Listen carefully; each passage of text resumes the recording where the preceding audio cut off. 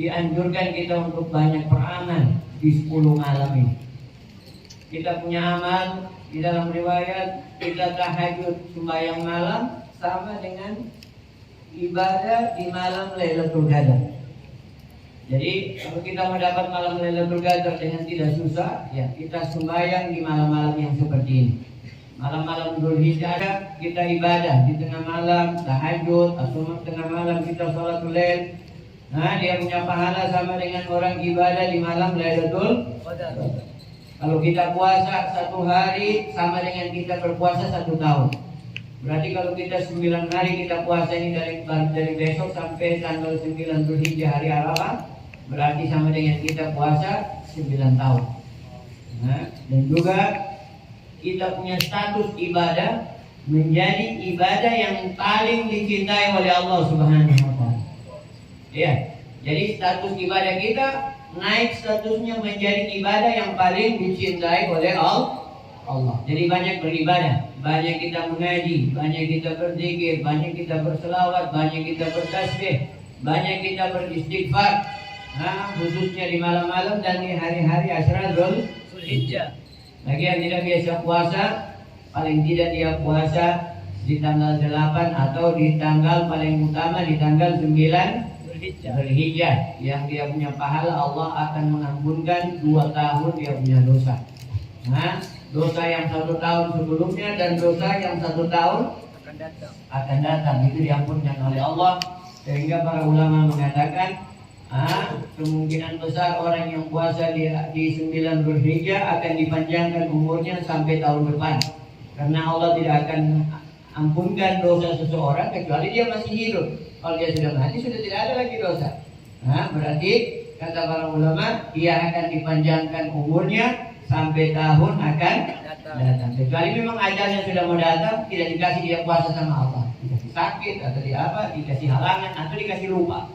Nah, mudah-mudahan kita ingat semua untuk bisa beramal di hari-hari yang mulia.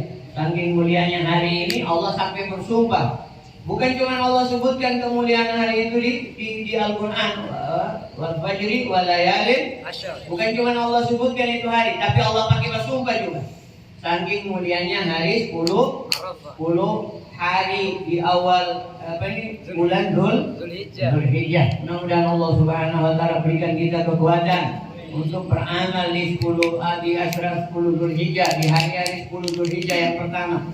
Nah, mudah-mudahan Allah berikan kita kesempatan untuk beramal. Allah mengingatkan kita untuk beramal. Allah berikan kita kekuatan untuk beramal. Allah juga berikan kepada kita kesehatan di dalam Asyura Dzulhijjah untuk beramal. Khususnya amal-amal di 10 di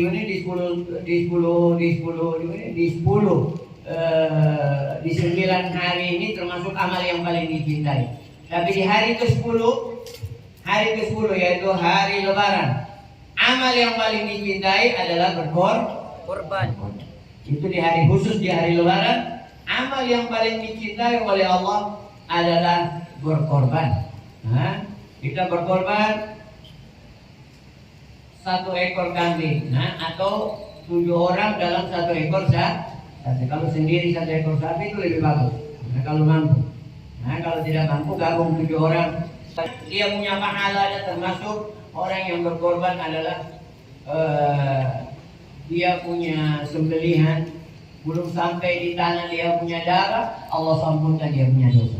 Artinya cepat sekali pengampunan Allah terhadap orang yang berkorban. Waktu disembelih belum darahnya sampai di tanah, dia punya dosa sudah diampunkan oleh Allah.